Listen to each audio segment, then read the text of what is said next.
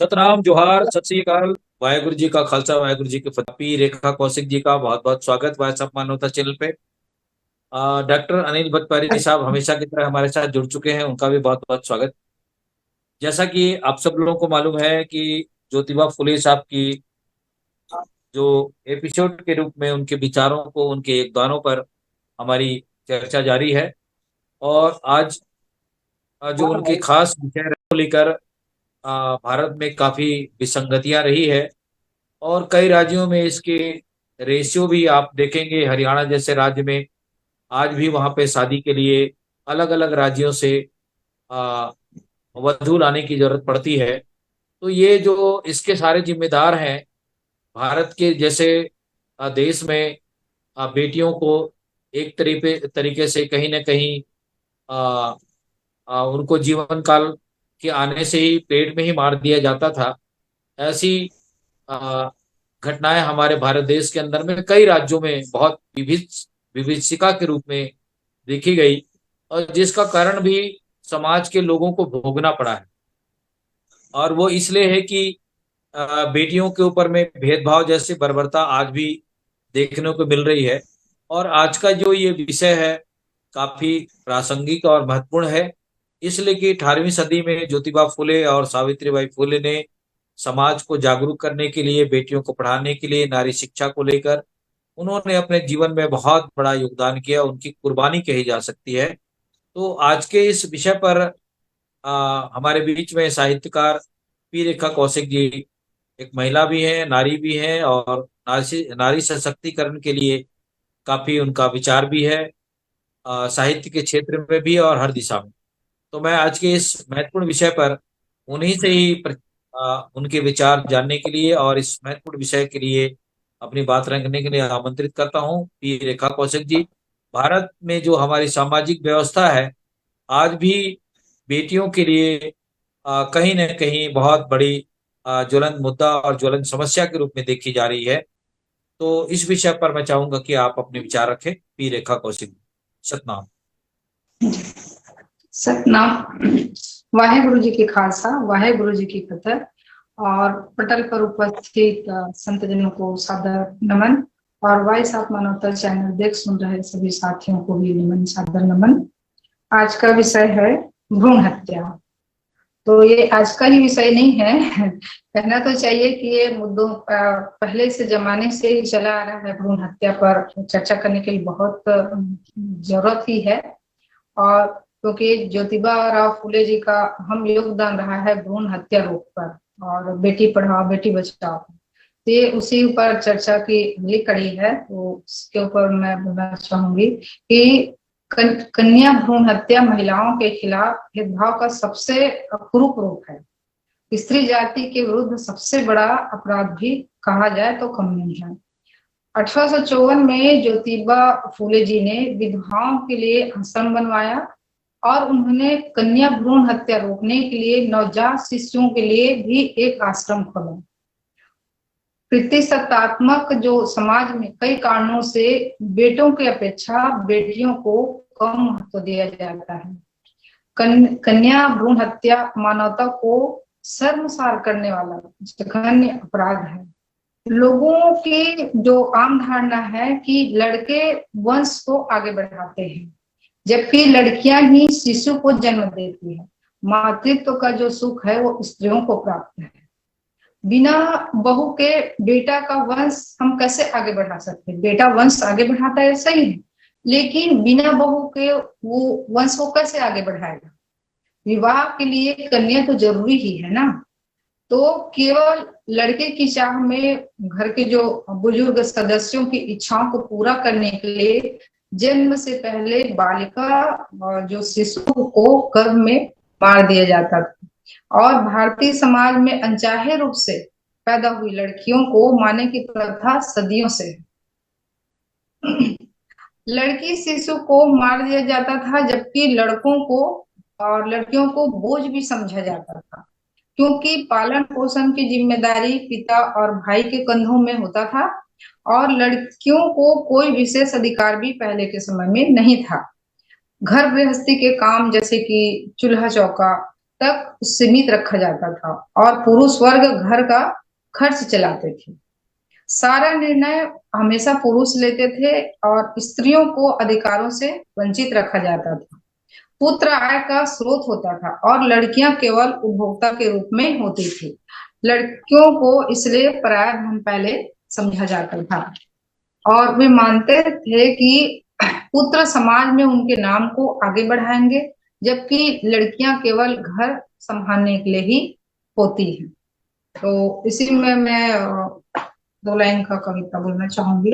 रचित, मत मारो गर्भ में मुझे, मैं भी तुम्हारा अंश हूँ।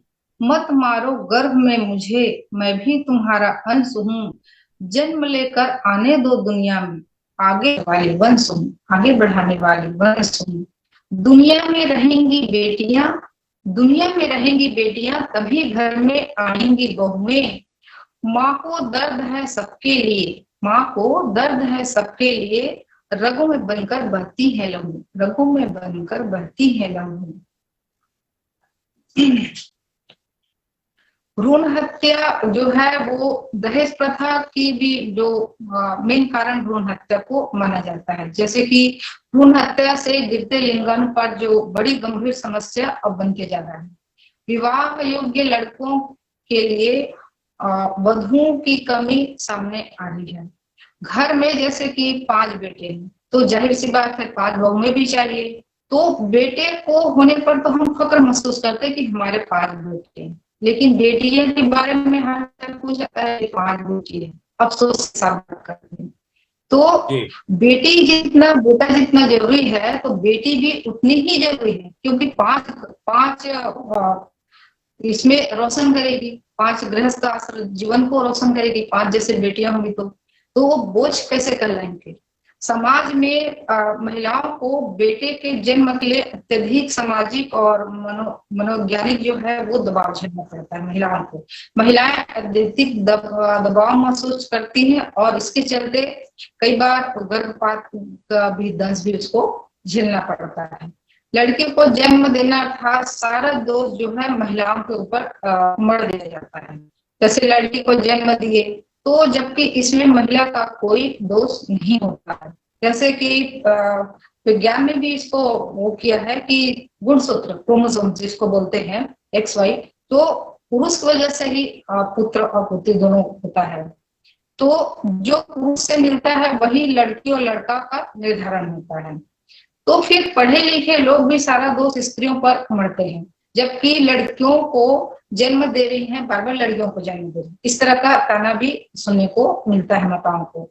तो भारतीय संविधान का जो अनुच्छेद 21 है जिसमें जीवन के आधार की घोषणा करता है, और अनुच्छेद 15 में महिलाओं के प्रति अपमानजनक प्रथाओं के त्याग की व्यवस्था भी संविधान ने किया है। उपरोक्त दोनों घोषणाओं के आलोक में भारतीय संसद ने लिंग तय करने वाली तकनीकी के दुरुपयोग और इस्तेमाल से कन्या भ्रूण हत्या को जन्म पूर्व जो तकनीकी अधिनियम 1994 में किया। भारत में गर्भपात को रोकने के लिए कानून लागू किया गया। अस्पतालों में जो अल्ट्रासाउंड परीक्षण जो होता है शिशु की स्थिति जानने के लिए किया जाता है, तो लेकिन उसका भी दुरुपयोग होने लगा। लिंग परीक्षण करना दुरुपयोग के श्रेणी में नहीं आता है। तो जैसे चंद पैसों के लिए लालच में डॉक्टर भी अपने नियमों का उल्लंघन करते हैं।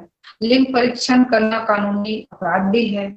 तो यदि लिंग परीक्षण करना है तो निम्नलिखित स्थिति में प्रसव पूर्व परीक्षण तकनीकी का इस्तेमाल जाता है, जैसे कि महिला की आयु 35 वर्ष से अधिक हो और गर्भवती 2 या 2 से अधिक भ्रूण हानि झेल चुकी हो और गर्भवती संभावित रूप से हानि जो पदार्थ है जैसे कि मादक पदार्थ, संक्रमण या रसायनों के जो संपर्क में आ चुकी हो, तो इस स्थिति में परीक्षण करना मतलब जरूरी माना जाता है। या बच्चा स्वस्थ है या नहीं जानेंगे भी। तो कन्या भ्रूण हत्या के जो कई कारण हैं, कई कारक हैं, लेकिन इसके मुख्य कारण उसको भी माना जाता है। शादी में दहेज के जो चलन है उसको भी मुख्य कारण माना जाता है। जैसे कि शादी में जो दहेज के समय दहेज देते हैं उसमें दुल्हन के परिवार से दूल्हे के परिवार को दिए जाने वाला जो भुगतान है या कहना चाहिए उपहार स्वरूप देते हैं, जो सामाजिक रूप में आज भी चलन में है। भले ही दहेज प्रथा कानूनी तौर पर 1961 के दहेज निषेध अधिनियम के साथ समाप्त हो गई है, लेकिन परिवारों में यह चलन व्यापक रूप से है अभी भी। और बेटी को दिया जाने वाला उपहार अभी आज के समय में दहेज के रूप में आ चुका है। इस तरह लोगों का डिमांड कहना चाहिए बढ़ने लगा है कि शादी में जो दिए जाने वाला उपहार है दहेज के रूप आजकल बृहद रूप मतलब कहना चाहिए धारण कर लिया है। भारत में 6 दशकों से दहेज का जो ये है प्रचलन वो और ज्यादा बढ़ते जा रहा है। लोग दहेज लेने से बचने के लिए कन्या भ्रूण हत्या भी करवाते हैं। इसका मेन कारण वो भी है। लिंग परीक्षण अहम भूमिका निभाता है। यदि बेटा है तो वो बच जाता है और बेटी है तो गर्भपात करा दिया जाता है। शादी में खर्च और दहेज से बचने के लिए लोग भी असर जनित कार्य करने से पीछे नहीं हट रहे हैं, ना ही हिचकिचाते भी नहीं है। शादी में दुल्हन के परिवार से दूल्हे के परिवार के लिए उच्च खर्च उठाने की जो उम्मीद की जाती है, जैसे कि नकदी है, ज्वेलरी है, शादी में खर्चों में जो वहन जो पूरा लड़की के पक्ष को करना पड़ता है, अभी तो स्थिति और खराब होती जा रही है, क्योंकि कई प्रदेशों में यह चलन आज भी बहुत ज्यादा है। और बेटा होने पर आर्थिक लाभ होता है और बेटी होने पर आर्थिक नुकसान होते हैं, मतलब पड़ता है बेटी को भी पराया घर में जाना पड़ता है। इस तरह से भारत में बहुत ही सीमित सामाजिक सुरक्षा प्रणाली है।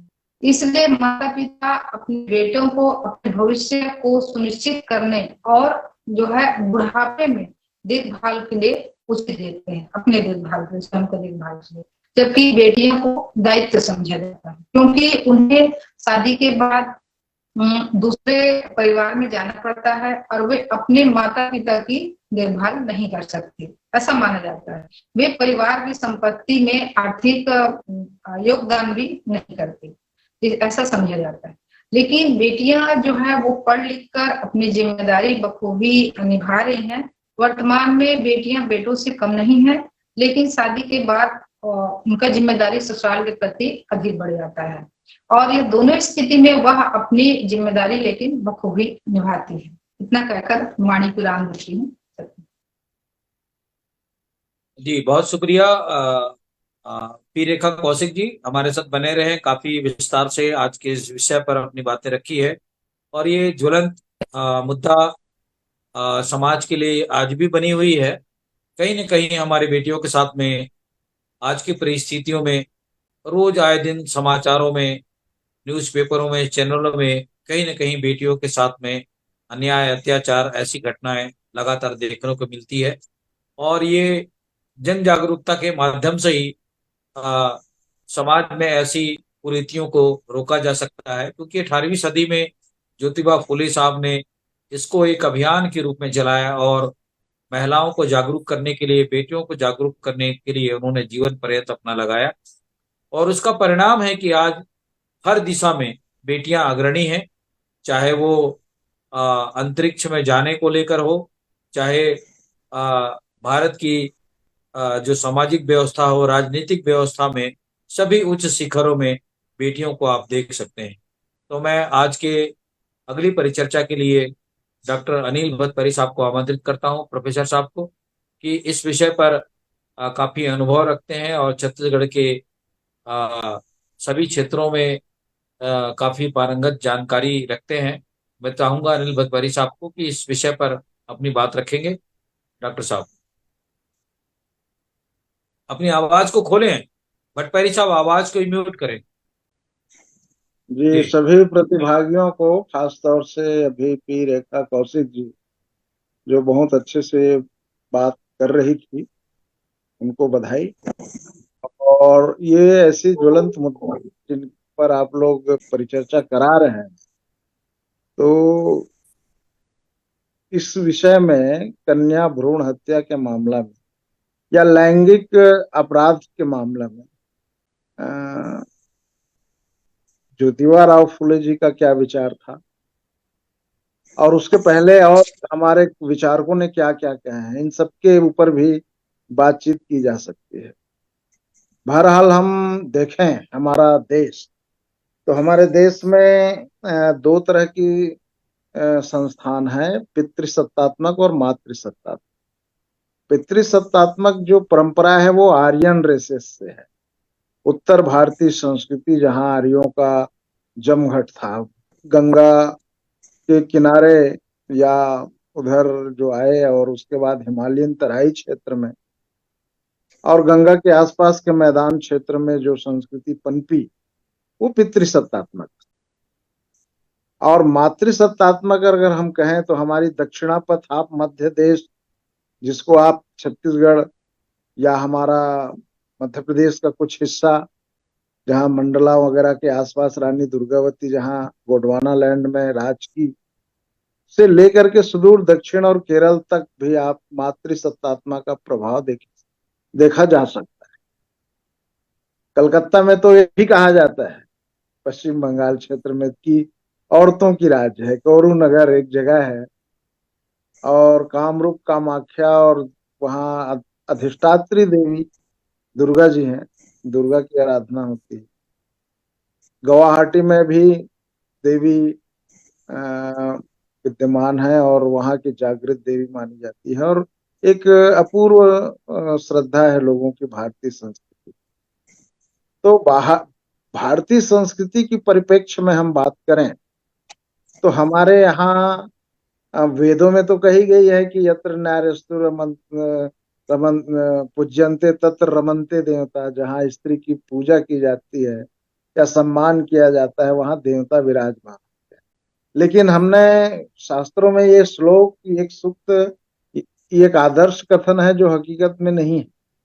कहाँ है देखिए भला। जो वेदों की उत्पत्ति जिस परिक्षेत्र में हुई और वेद आधारित जो संस्कृति बनी उस परिक्षेत्र में सबसे ज्यादा अगर कोई पीड़ित है तो महिलाएं पीड़ित। तो वो श्लोक या जो स्रोत जिसके ऊपर हम गर्व करते हैं वो अपने आप खारिज हो जाता है। यूपी में, बिहार में, हरियाणा में, पंजाब में जितने भी हिमालयन के तराई क्षेत्र है वहां, और गंगा के किनारे आसपास की जो संस्कृति पनपी, जिसमें गंगा जमुना भी मान लो आप, वहां स्त्रियों की दशा आप देख सकते हैं क्या हालात। पुराणों में भी आप देखो, उनके बाद जो धर्मशास्त्र बने, रामायण महाभारत, वहां की स्थितियां देखो। सीता जी एक उदाहरण सामने आता है, महारानी थी वो, देवी जैसी है, माँ की तरह वो पूजनीय है। राम अगर हमारे लिए भगवान है तो सीता जी भगवती है, लेकिन उस भगवती का देखिए दारू दुख, वो गर्भवती थी और उनको गर्भावस्था में निकाल दी गई। तो ये चीजें जो है वो समाज में आता है जब वो एक राजा की पटरानी और ऊपर से वो देवी स्वरूप है, उनके साथ ये पुरुष पितृतात्मक समाज ऐसा व्यवहार कर सकता है। तो कल्पना कीजिए आम आदमी, आम जनजीवन के लोग कैसे रहे। ठीक वैसे ही हम महाभारत की गाथा को देखें तो एक वस्तु की समान मानेंगे, और द्रौपदी जी को 5 भाइयों के लिए साझे में ब्याह कर दी गई। ये परंपरा आज भी सुदूर उस ग्रंथ के, उस कहानी के श्रद्धा के नाम से कई कई जगहों में आज भी चलन में है। उत्तर भारत में कुछ पहाड़ी क्षेत्रों में ऐसा सुनने को मिलता है कि ये द्रौपदी की, महाभारत की परंपरा में एक स्त्री 5 आदमी के साथ ब्याह दी जाती। और ये चीजें हमें क्या साबित करता है। इसलिए डॉक्टर अम्बेडकर ने जब आजादी मिली देश में तो उन्होंने हिंदू कोड बिल लाया। हिंदू कोड बिल में यही महिलाओं की अधिकार के ऊपर बात की थी। डॉक्टर अम्बेडकर तो वैसे पूरे वंचित समाज के ही मसीहा है, जिन्होंने मुख्य धारा में जिसको रखा नहीं गया, जिसका उत्पीड़न किया गया, ऐसे संवर्ग जो शेड्यूल कास्ट श्रेणी में आता है, और दूसरा वह वर्ग जो महिलाएं हैं और पूरी देश की आधी आबादी जिसको संपत्ति रखने का अधिकार नहीं, जिसके ऊपर तरह तरह के जुल्म हो रहे हैं, उनके हक के लिए उन्होंने हिंदू कोड बिल लाया। लेकिन दुर्भाग्यवश वो हिंदू कोड बिल में चर्चा नहीं की गई, पूरी संसद में खलबली मच गई कि हमारे हिंदू धर्म के आंतरिक मामला को छेड़ा जा रहा है, हमारे घर घर टुकड़े टुकड़े हो जाएंगे और ये हमारी परंपरा के, हमारी धर्म के, हमारी संस्कृति के विरुद्ध है, सोच करके उनको लागू करने नहीं दिया और डॉक्टर अंबेडकर फिर मंत्री परिषद से इस्तीफा देता है। इतनी युगांतरकारी सोच देखिए, जो विजन लेके आया था कि देश को एक ऐसा काम दूंगा, संविधान तो बनाया, लेकिन उन्होंने महिलाओं के हक के लिए जो काम किए, उनके लिए उनके काम होने नहीं दिया और इस्तीफा दिया। मेरे ख्याल से महिला समाज उनके लिए ऋणी होना चाहिए। डॉक्टर अंबेडकर से बड़ा उद्धारक महिलाओं का कोई नहीं हो सकता। और डॉक्टर अंबेडकर का सिद्धांत आया कहाँ से? ज्योतिबा राव फुले, हमारे छत्तीसगढ़ के घासीदास और संतों और गुरुओं की दृष्टि से। गुरु घासीदास जी ने क्या कहा था? उनका एक सिद्धांत, अमृतवाणी की विशद व्याख्या करके देखिए। उनकी एक अमृतवाणी है कि एक धुबा के मारेला मरैया जान। अगर एक धुबा का अर्थ होता है कि 3 माह, 4 धुबा या 3 3 3 3 3.5 में भ्रूण जो है वो जन्म लेने के लायक हो जाता है। तो एक धुबा का मतलब होता है 3 माह के आशय। तो 3 माह के अंतर्गत जो गर्भ में शिशु का संचरण होता है, अब वो संचरण हो जाता है तो उनको भी मारना एक जीव की हत्या कहा। और दूसरा, उस परंपरा का निर्वहन हमारे सतनामी समाज में आज भी होता है। अगर कहीं शादी में, पंगत में, मरने हरने में और खुशियों के क्षण में अगर बैठ के हम भोजन करें और कोई आदमी बता दे कि इस महिला के गर्भ में 3 माह का या 4 माह का बच्चा सचर रहा है, तो उस अजन्मे बालक, जो गर्भ में बालक है या बालिका है वो पता नहीं है, जो भी है, उनके नाम का बराबरी का हिस्सा अलग कर दी जाती, दे दिया जाता है। ये समानता का अधिकार है और ये बिल्कुल ब्रह्मवाक्य की तरह हम जीवन में प्रयोग करते हैं। तो धर्म क्या है, सिद्धांत क्या है? केवल आदर्श की बातें कह देना ये नहीं है। असली चीज है कि हम उसको व्यवहार में कितना लाते। वसुधैव कुटुंबकम की नारा तो लगती है, लेकिन देखिए सबसे सड़ांध अगर कहीं है जात पात, एक दूसरे के घर आना जाना नहीं, एक दूसरे के स्पर्श को खाना नहीं, ये अव्यवस्था अगर देखे तो इसी देश में। आज मैं सुबह सुबह पत्रिका में एक आर्टिकल देखा, समाचार पत्र में, उसमें लिखा था कि उत्तर भारत, मध्य भारत और खासतौर से राजस्थान क्षेत्र में शेड्यूल कास्ट श्रेणी के ऊपर इतनी अमानवीय अत्याचार हो रहे हैं, वो चिंताजनक, दयनीय हालत। आज हम 21वीं सदी के 25वें वर्ष में चले गए, 25वें वर्ष के पड़ाव में चले गए और आज भी वो हालात है। मैंने पोस्ट भी किया है इस चीज को, मुझको बहुत पीड़ा हुई कि हम किस मुंह से ये कह रहे हैं कि हम वैश्विक नेतृत्व कर रहे हैं, विश्व गुरु हो रहे हैं, हमें इतने मिलियन डॉलर या इतने ट्रिलियन आर्थिक स्थिति हमको पाना है। हमने सैटेलाइट अंतरिक्ष में भेजा, ठीक है, चंद्रमा में भेजा, ठीक है, लेकिन सामाजिक व्यवस्था हमने क्या रखा है? हमारी कुछ लोगों के विकास को हम विकास मान ले क्या? अधिकांश इस देश के लोग जो है कैसे दोयाम जिंदगी जी रहे हैं, उनकी हालात कैसी है, उनके ऊपर कितने अमानवीय अत्याचार हो रहे हैं, ये लोगों को दिखता नहीं क्या? और ऊपर से ये कहते हैं कि SC ST एट्रोसिटी नष्ट किया जाए, आरक्षण नष्ट किया जाए, है ये देश के लिए ठीक नहीं है। जब तुम्हारा समाज में ही गैर बराबरी है, भेदभाव है, ऊंच नीच है, अमानवीयता है, बर्बरताएं हैं, अगर ये खत्म नहीं होगा तो सुविधाएं जो मुहैया हुई है समानता के लिए, वो कैसे स्थापित होगा? ये तो पुरुष पुरुष के बीच में ये अमानवीयता है। अगर स्त्री की दशा का देखो, दलितों में स्त्रियों की दशा को देखो, अगर दलित व्यक्ति उच्च वर्गीय से पीड़ित है, अपमानित है, तिरस्कृत है, तो वो घर में आके अपनी अपमान और की पीड़ा का जो प्रभाव है वो किसके ऊपर उतारता है? स्त्री के ऊपर उतारता है। तो स्त्री ही सब चीज की सहन करने के लिए विवश हैं। उच्च वर्गीय लोग दलित को सताया, अब दलित व्यक्ति आकर के किसको सताएगा? अपनी पत्नी को सताएगा, घर की स्त्रियों के साथ दुर्व्यवहार किया करेगा। तो कुल मिलाकर के जो उत्पीड़न है, कुल मिलाकर के जो अन्याय है, वह अन्याय जो है ऊपर से नीचे की ओर आता है। नीचे का व्यक्ति कभी अन्याय नहीं कर सकता, लेकिन दुर्भाग्य है कि नीचे के व्यक्ति को क्रिमिनल मान लिया गया है। ऊपर के व्यक्ति जो है, जो प्रभावशाली व्यक्ति है, वो दाता है, वो प्रभु है, वो सब कुछ है। लेकिन जुल्म कौन करता है? वही करता है। 7 8 10 बीवी वही रखता है, 8 10 बीवी वही रखेगा, वही शानो शौकत रखेगा, है ना। अब ये शानो शौकत और राजशाही की परंपराएं कहाँ से आती है? कितनी पटरानियां हैं। तो हमारे राजा जो हमारे देवता की तरह है, जिसको हम पूछते हैं, जिनके लिए शास्त्र बनी है, तो किसी की 3, किसी की 4, किसी की 5, किसी किसी को तो 16 16 हजार पटरानियां। तो ये जो चीजें हैं वो हमारे आम आदमी के लोगों में छन के आता है, और उस तरह से वो लोग जो व्यवहार करते हैं। मुगलों का आतंक देखिए, उनके हरम होते थे, उनके अनुसरण देसी राजाओं ने किया, देसी राजाओं ने किया, उसके बाद में मंडल और गौटिया लोग भी करने लगे, सामंत लोग करने लग गए।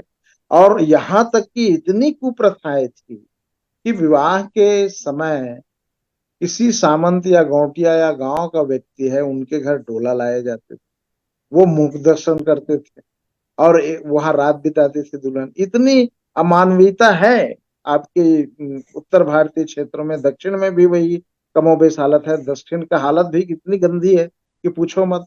त्रावणकोर सम्राट जिसके नाम से पद्मनाभम स्वामी में अकुत संपदा भरी हुई है, मैं तो कई बार सोशल मीडिया में लिखता हूँ कि वो पद्मनाभ मंदिर में जितनी भी संपत्ति है वो नंगेली जैसे लोगों के कर के कारण है, मूलाकरण के कारण है। एक दलित स्त्री अपने स्तन ढकने के लिए कर देगी, टैक्स देगी, और उस टैक्स को राजा मंदिर में चढ़ाएगा और मंदिर में वो सोने चांदी के रूप में परिणित होकर जमा हो जाएगा। कितनी वाहियात और बर्बर कल्चर रहा है, संस्कृति रहा है। सिवाय अगर हम पीछे मुड़ के देखते हैं तो कितनी शर्मनाक व्यवस्था है। हमें कहना नहीं चाहिए, लेकिन मजबूर हो जाते हैं कि ये सब चीजें, इतिहास उसको नजरअंदाज नहीं कर सकते। तो इन सब चीजों को बचाने के काम, इन चीजों को करने वाले, इनके ऊपर आवाज उठाने का काम कौन किया है? जो प्रज्ञा संपन्न है। महात्मा बुद्ध ने अपनी संघ में सुजाता को दीक्षित दिया, यशोधरा को दीक्षा दिया, संघ में महिलाओं को प्रवेश कराया। तो गौतम बुद्ध से शुरू होता है। हमें वेद में जरूर कुछ महिलाओं ऋचा पाठ करती है, ये सुनाई देता है, गार्गी है, या लोपा है, मुद्रा है, इनका नाम आता है। लेकिन वो ऋषि पत्नी थी, और ऋषि पत्नी स्वाभाविक है, ऋषि की सहचरणी है, तो ऋषि श्लोक रचता है, तो उनके साथ वह भी ऐसी गुणी स्त्री के साथ विवाह किया रखा। ऋषियों को तो ये राजा की ओर से भेंट दी जाती थी, कोई गुणी और संपन्न स्त्रियों को, ताकि उनके काम में हेल्प करेगा के। तो ये स्त्रियां उनके साथ रहा करती थी, और उनके साथ रह करके वो कुछ वेद और मंत्रों की जानकारी रखती थी, और उनके नाम से कुछ कुछ सूक्तियां हैं, कुछ श्लोक हैं। तो इसके मतलब स्त्रियों को वेद के समय में बराबरी का हक था, ऐसा हम नहीं कह सकते। चूंकि वो एक चंद उदाहरण है, वो ऋषि ऋषि पत्नियां हैं। आम आदमी की पत्नी कैसे रहे होंगे, इसकी कल्पना आप शास्त्रों में देख सकते हैं। जहां राजा की पत्नी, धर्म पत्नी सीता जी के साथ ऐसा हुआ। अगर मान ले जाए, इसको हम अगर देखें तो, हालांकि वो कई लोग बोलते हैं कि वो ऐतिहासिक चीज नहीं है, महाकाव्यात्मक चीज है, लेकिन महाकाव्यात्मक चीजों की रचना भी तो हजारों साल से हुई है। तो हजारों साल से हमने उनको एक आदर्श बना करके तो रह रहे हैं, और सारी दुनिया अब तो इतिहास मानने लग गई है। इनके लिए बड़ी बड़ी स्थापनाएं हो गई, शासन प्रशासन भव्य मंदिर बना रहे हैं, सारे लोग दर्शन कर रहे हैं, हर कोई मानते हैं कि वो इतिहास है। जब वो इतिहास है, हमें इतनी गहराई से प्रभावित किया है, तो उनके साथ जो अमानवीय व्यवहार हुआ है, उस व्यवहार का अनुसरण तो पूरे समाज कर रहा है। आज कहाँ उनको सम्मानित कर रहे हैं बताइए? जगह जगह इस, आज भारत की स्थिति को देखिए मुझको। हम पानी पी पी के कोसते हैं, विदेशियों को गाली देते हैं, लेकिन विदेश में, फॉरेन में आप जाके दे, मेरे कई मित्र वहां रहते हैं, उनसे मेरी बातचीत भी होती है समय समय पे। तो उन लोग बोलते हैं कि इतनी अच्छी शानदार व्यवस्था है कानूनन, वहां महिलाएं 2 बजे रात को काम करके लौटती है तो भी एकदम सेफ है। हमारे यहाँ 6 नहीं बजती, दिन नहीं डूबता, हम लड़कियों को घर से जाने के लिए मना कर देते हैं। क्यों मना करते हैं? कि बाहर कोई चोर उचक के बदमाश घूम रहे हैं, कुछ भी हो सकता है। तो हमने देश को ये व्यवस्था बना के रखा है। अभी हमारी कानून व्यवस्था इस तरह से है, इतनी लचर व्यवस्था है कि एक महिलाएं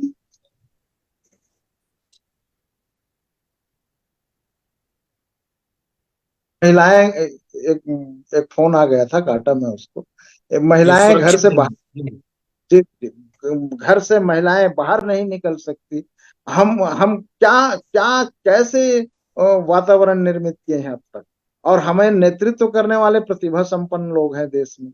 जब टैलेंटेड, प्रतिभा संपन्न और बहुत ही सुयोग्य व्यक्ति नेतृत्व कर रहा है, तब ये हालात है। अब खुदा ना खास्ता मान ले जाए आरक्षित वर्गों के हाथ में ही सत्ता रहती और उन लोग करते तो और क्या हाल होता।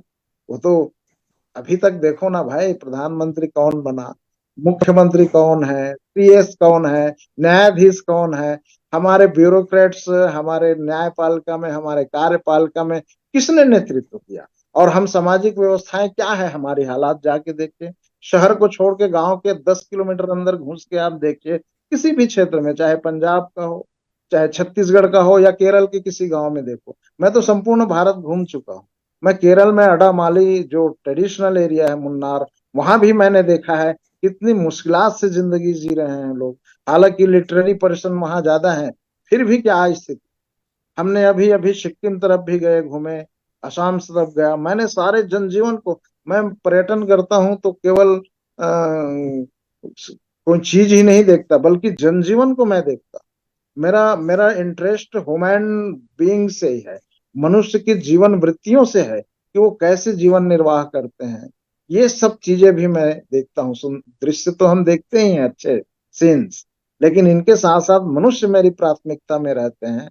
मैं दिन में जब सफर में हम रहते हैं तो दिन में हम खाना कहीं नहीं खाते, बल्कि जो स्ट्रीट फूड होते हैं, कोई चना बेच रहा है, कोई और कुछ बेच रहा है, कोई उधर लोकल आदमी अपनी लोकल प्रोडक्ट बेच रहा है, हम उसे खाते रहते हैं और आगे उनसे बातचीत करते रहते हैं। उनको थोड़ा थोड़ा लेते हैं तो उनको थोड़ा रोजगार मिल जाता है, कहीं भुट्टे मिल रहे हैं, कहीं गटाकल्ली। मैं जब उधर गया साउथ में तो गटाकल्ली ऐसा बेच रहे थे, वो मूंगफली था वो, तो हमें उच्चारण में वही लग रहा था, तो हमने उससे मूंगफली खरीद के खाए। तो कहने का अर्थ ये है कि ये सारी काम जो है, मेहनत मशक्कत का काम जो है, घर चौका बर्तन से लेकर के खेतों में बच्चे पालने, सारे मेहनत मशक्कत महिलाएं कर रही। पुरुष एवं दक्षिण में आप जाके देखिए या मध्य भारत में देखिए, ट्राइब्स एरिया में देखिए, तो पुरुष तो शराब पी के लुढ़का हुआ है। वहां तो सारा अभी काम महिलाएं कलकत्ता कलकत्ता में भी अभी एक डॉक्टर के साथ देखिए उस बेटी के साथ में क्या घटना घटी। उनके उधर साथ अन्याय हो। मणिपुर में मणिपुर मणिपुर में में देखो, नॉर्थ ईस्ट मणिपुर में में क्या क्या हुआ। हुआ। और पूरी ये कहीं न मणिपुर कहीं। में, मणिपुर में और पूरे नॉर्थ ईस्ट में जाइए, सारे स्टोर्स महिलाएं चलाती है, सब्जी बेचने से लेकर के होटल जी। तक चला रहे। तो ये हम्म। सारा काम वो कर रही है। इसके बावजूद भी कहीं ना कहीं वो समानता की श्रेणी में नहीं। ऐसा क्यों? इनके ऊपर हमें बातचीत करनी चाहिए निरंतर। और हमारे संतों गुरुओं की ये जो दृष्टिकोण रहा है, वो वो संत गुरु ऐसे प्रज्ञावान हो जाते हैं कि उनके आंख के सामने लिंग भेद खत्म हो जाता है। वो तो बेटा बेटी एक समान हो जाता है। और इसलिए उनको बराबरी के हैसियत से देख करके वो लोग वो व्यवहार करते हैं। आने वाला समय संत गुरुओं का रहेगा, कथा कहानियों का और कल्पनाओं का दौर खत्म होगा। और ज्यो ज्यो एजुकेशन बढ़ती जाएगी, ज्यो ज्यो शिक्षा बढ़ती जाएगी, डॉक्टर अंबेडकर, ज्योतिराव फुले, गुरु घासीदास, नानक देव, कबीर साहब ज्यादा प्रासंगिक होते जाएंगे, क्योंकि जी ये जी। मानव के लिए काम किया है। और रियल में और इतिहास की बात की गई है। और जहां इतिहास की बातें होगी, रियल होगी, यथार्थ होगा, उसे कब तक कोई छुपा सकता है, ये मुझको बताइए। तो कुल मिलाकर विदेशों के के परिप्रेक्ष्य में विदेशों के परिप्रेक्ष्य में भी अगर हम बेटियों की बात करें तो जितने भी देश हैं जहाँ पे विकसित देश कही जाती है वहां पे सबसे ज्यादा महिलाएं ही अग्रणी है। चाहे अग्रणी है चाइना वहां हो, देखो। चाहे जापान हो, वहां देखिए चाहे। क्रिश्चियनिटी में आप जी जी जी, क्रिश्चियनिटी में आप जाके देखे कि वो रोमन कैथोलिक है, मरियम को मानने वाले हैं। देख, एक तरफ यीशु को भी मानते हैं, दूसरी तरफ मरियम को, क्योंकि यीशु को जन्म देने वाली कौन है? माता मरियम है। तो माता मरियम, मरियम मदर मेरी के नाम से उनको सम्मानित की जाती है, और इसलिए महिलाओं का वहां अतिशय सम्मान है। हर धर्म की अपनी अपनी विशेषताएं हैं, खासियत है। जी जी। हमें अच्छाइयों को लेना चाहिए। हिंदू धर्म में भी बहुत अच्छाइयां हैं, इस्लाम में भी अच्छाइयां हैं, क्रिश्चियन में भी है, सिखों में भी है, हमारे सतनाम मत में भी तो अच्छाइयां हैं। बुराइयों का परसेंट तो यहाँ दिखता ही नहीं। हमने कई दृष्टि से मूल्यांकन करके देखा कि सतनाम संस्कृति में बुराई नजर ही नहीं आता कहीं कहीं कहीं कहीं। मैं तो तटस्थ समीक्षा करता हूँ। मैं किसी एक जाति या संप्रदाय या धर्म का प्रशंसक नहीं हूँ। मैं तो सतनामी समाज में वाकई में अगर आप देखेंगे तो मैं आपको एक उदाहरण बताना चाहूंगा जी कि जी अभी हरियाणा में, उत्तर भारत में जो सतनामी है, हमारे साथ सतनामी है, वहां जी पे जी ऊंची जाति के लोग हैं। और जी वहां पे जी एक बेटी का शादी करते हैं तो मिनिमम 10 लाख रुपए का दहेज देना पड़ता है। जी जी तो जी।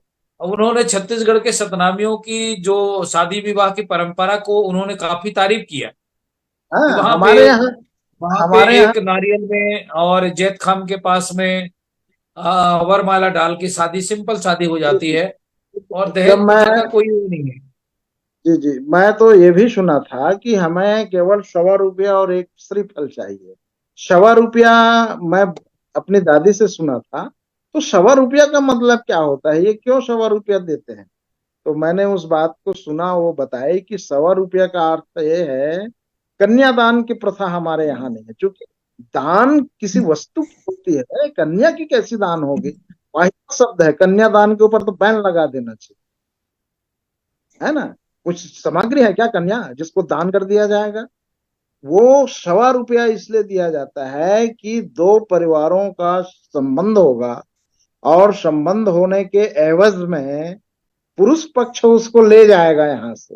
तो जब कोई वस्तु या कोई सामग्री या कोई चीजें ले जाता है, तो ले जाने वाले लोग उसको नेंग के रूप में, उसको नेंग मूल्य नहीं है, वो नेंग के रूप में श्रीफल और 125 और माई साड़ी और एक भावर की साड़ी।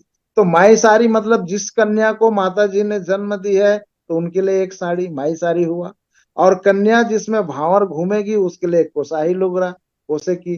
गरीब आदमी है, कोसा की नहीं है, तो सफेद साड़ी में हल्दी लगा देगी तो कोसे का रंग हो जाएगा।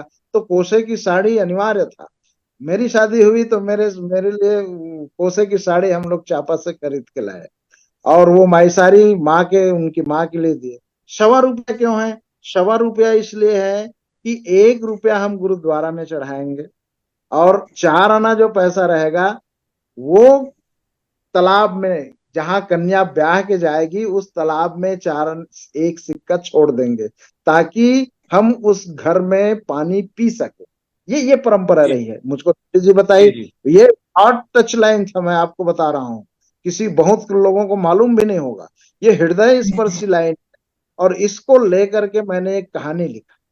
वो कहानी का शीर्षक ही कोशाही लुगरा है, जिनके ऊपर हम लोग फिल्म बनाएंगे ऐसा सोचे थे, लेकिन किन्हीं कारण से, आर्थिक जी दृष्टिकोण से या किसी कारण से वो व्यवस्था नहीं हो पाई, और वो अभी पास पाउंड है। हालांकि ये जी डायरेक्टर के पास कहानी है, एक हीरोइन फ्री में काम करूंगी ऐसा तैयार हो गई है, लेकिन वो काम आगे नहीं बढ़ा है। तो ये हमारी कल्चर है, ये हमारी जी संस्कृति है ना। और जब हम किसी को इस तरह से ले जाते हैं, तो उसकी मान और मर्यादा रखते हैं। दान में दान की वस्तु का कोई मूल्य नहीं होता। वो एक कहावत भी है, दान के बच्चे दांत नहीं गिने जाए। अगर हम दान कर देंगे तो उसको तो प्रताड़ना मिलेगा ही, दहेज भी देंगे तो भी प्रताड़ना मिलेगा। तब क्या है, वो दो पक्षों के बीच में एक ऐसी सांस्कृतिक नेंग करना कि हमने जन्म दिए हैं तो गुरुद्वारा में 1 रुपए चढ़ाएंगे साहेब के शरण में, और जी। ताकि ताकि वो व्यवस्था अच्छी बने, और ज्ञान की बातें और समझाइश की बातें उस गुरुद्वारा से लोगों तक आए। जी भटपारी और साहब जी। जी, और चार चार आना इसलिए कि वो तालाब में हम छोड़ दें। उस समय की व्यवस्था थी 125 की। आज 125 जी को जी आप एक तो एक कर सकते हैं, और कुछ कर सकते हैं, लेकिन कितनी नायाब व्यवस्था रही है ये। जी और मैंने सुना इसको तो मुझे लगा कि महिलाओं के ऊपर, कन्याओं के ऊपर कितनी समानता पूर्वक बातें की गई है। और जी कभी कभी कभी सतनाम पंथ में महिलाओं का एक घर नहीं होता। महिलाओं का घर जब तक उसके पिताजी है, माताजी है, इवन भाई है, तब भी उनके दो घर है। वो कभी अकेली घर जी महसूस नहीं करती। जी दूसरे भटपारी धर्मों साहब, जी जी जी, आपकी बातें करीब करीब इस मंच पर पूर्ण हो चुकी है। मदन जी जांगड़े जी, साहब नॉर्थ ईस्ट से जुड़े हैं। मदन हाँ जांगड़े साहब, बिल्कुल बहुत बिल्कुल। बहुत सतनाम। और मैं चाहूंगा कि आज के विषय को अभी आप सुन रहे होंगे, और मैंने आपको भेजा भी था मैसेज। मुझे लगता है आपके घर में लाइट भी गुल है नॉर्थ ईस्ट में, तो हमें सुन पा रहे हैं। तो संक्षिप्त में अपनी बात रखेंगे क्योंकि समय हमारा पूरा हो चुका है। मदन जांगड़े साहब, आसाम से। जी, छत्तीसगढ़ में तो भ्रूण हत्याएं नहीं होती, और ये बाबा जी मदन के जांगड़े कारण है। साहब सुन पा रहे हैं? हर प्रांत के लोग भले आके सेटल हुए हैं, हेलो, शहरों में ऐसा होगा, ग्रामीण क्षेत्र में ऐसा कहीं नहीं। जी मदन जांगड़े जी सुन पा रहे हैं हमें? मुझे लगता है उनकी आवाज हम तक नहीं जी पहुंच पा रही है। जी मैं, हाँ, मदन जांगड़े साहब हमें सुन पा रहे हैं? जी।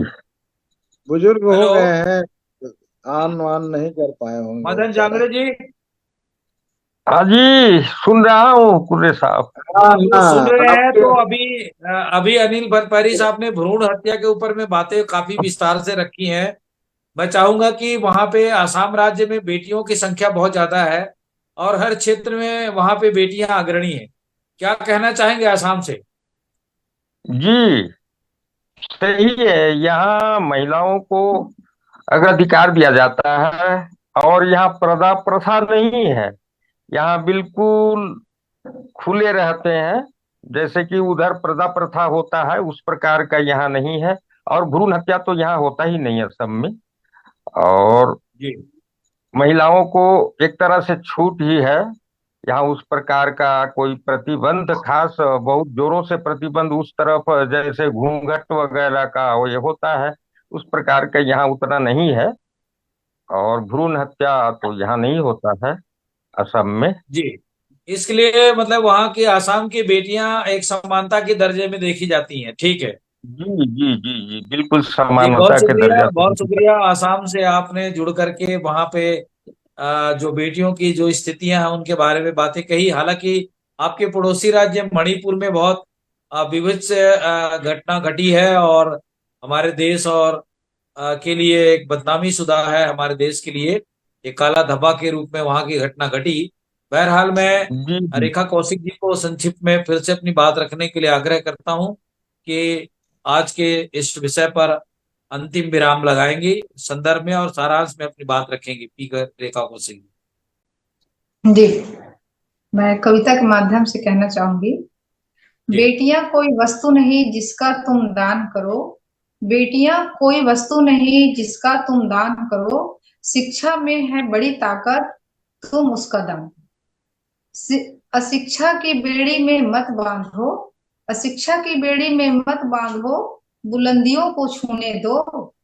बछेंद्री पाल कल्पना चावला बन। जीत का परचम लहराने दो।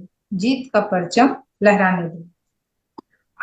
तो अभी भटकरी साहब ने बहुत विस्तृत रूप से मतलब सभी पहलू को छुआ है उन्होंने, और बहुत अच्छे मतलब कहना चाहिए जानकारी दिए हैं।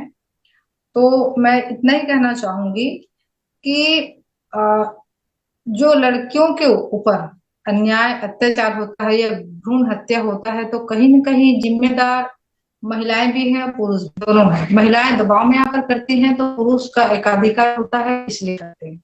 मतलब जिम्मेदार दोनों को माना जाएगा। तो जी हमें बेटियों का सम्मान करना चाहिए, उन्हें बेटों के समान ही प्राथमिकता देनी चाहिए। भविष्य में आपकी बेटी का नाम है तो अतीत में आपकी माँ का नाम। और वास्तविकता यह है कि बेटी के बिना न तो वर्तमान है, न अतीत है, और न ही भविष्य है। इसलिए बेटी बचाओ और भविष्य को सुरक्षित करो, क्योंकि बेटी जी, ही नहीं रहेगी तो भविष्य हमारा भी सुरक्षित नहीं रहेगा। नहीं और होगा। जी सरकार को भी चाहिए कि टाइम हो गया कि 2 मिनट और 1 आध मिनट बोलो सर। हाँ, नहीं बोल सकते हैं एक मिनट। लड़कियों महिलाओं को उनके जो अधिकार है उसकी पूरी लगन से पालन करने के लिए उन्हें सशक्त बनाना चाहिए। और सरकार को भी चाहिए कि जो अनावश्यक चिकित्सा के क्षेत्र में जो उपकरण है उस उपलब्धता ना हो, उसमें प्रतिबंध लगे। और जो अपराध करते हैं उसको दोषी पाए जाने पर उसको सजा होनी चाहिए। और इसके अलावा ऐसे माता पिता जो ऐसा इरादा रखते हैं जो गर्भपात कराते, उसको भी दंड मिलना चाहिए। और लोगों को सभी स्तरों की अनैतिक प्रथा के बारे में भी हमको जागरूक करना चाहिए। इस तरह से हम जो भ्रूण हत्या है उसको रोका जा सकता है और समाज में समानता का अधिकार महिला पुरुषों को दोनों को पुरुष के बराबर फिर मिल सकता है। इतना कहकर वाणी पुरानी जी बहुत बहुत शुक्रिया। आज की इस परिचर्चा पर हमारे साथ जुड़े मदन सतनामी जी का, जो नॉर्थ ईस्ट से काफी लास्ट टाइम पे जुड़े हैं और उनकी प्रतिक्रिया विस्तार से नहीं हो पाई। बहरहाल हमारे इस कार्यक्रम में बहुत विस्तार से बातें हुई है भ्रूण हत्या को लेकर। हमारे प्रोफेसर साहब ने भी काफी हर पहलुओं को छुआ। रेखा कौशिक जी ने भी भूमिका के तौर पर अपनी बातें रखी। तो आज की इस ज्वलंत मुद्दे पर हमारी जो परिचर्चा है वो आपको कैसे लगी, इस पर अपनी राय और प्रतिक्रिया से हमें अवश्य अवगत कराएं। और आज के इस कार्यक्रम के प्रायोजक, थोड़ा सा मैं कहना चाहूंगा जी 1 मिनट में अपनी बात खत्म करेंगे। जी 1 मिनट भी नहीं लगेगा जी। सारे भेदभाव का मूल कारण है हमारे धार्मिक अनुष्ठान और जो हमने गलत सलत मान्यता बना के रखी है शास्त्रों में कि पितृ तर्पण तभी होगा जब बेटा पिंडदान करेगा, बेटा ही मुखाग्नि देगा। ये जो कुप्रथाएं हैं ये जब तक खत्म नहीं होगा, गुरु घासीदास जी ने तो कहा था कि पितर मने मूल भैया सन लागत है, लेकिन सारी दुनिया पागलपन में दौड़ रहे हैं। और पिंडदान पुत्र करेगा, तर्पण बेटा करेगा, तभी मुक्ति मिलेगी, पितृ ऋण उतरेगा। ये सोच करके जो मान्यता है, जिनके कारण ही ये भेदभाव है, लैंगिक भेदभाव है और महिलाओं के ऊपर अत्याचार होता है। मुखाग्नि देगा, मृत्यु तो वो देगा। तो ये सब कारण है, इनके ऊपर जब तक अंकुश नहीं लगेगा, प्रभावी रूप से नियंत्रण नहीं होगा, तब तक भेदभाव खत्म होना मुश्किल। जी बहुत शुक्रिया भतपारी साहब, आपने लास्ट में एक संदेश के रूप में बातें कह दी है। और आज की इस परिप्रेक्ष्य में जो विचार वॉइस ऑफ मानवता चैनल के फेसबुक लाइव पर हुए हैं, इस कार्यक्रम के प्रायोजक मेघराज सिंह, कृपाल सिंह और जसवीर भाटिया साहब का बहुत बहुत शुक्रिया, धन्यवाद। और आप सब लोगों का भी, खास करके पी रेखा कौशिक जी का, डॉक्टर अनिल भतपारी साहब का, मदन जांगड़े साहब का आसाम से बहुत बहुत शुक्रिया। सतनाम जोहार, थैंक यू। जोहार जोहार।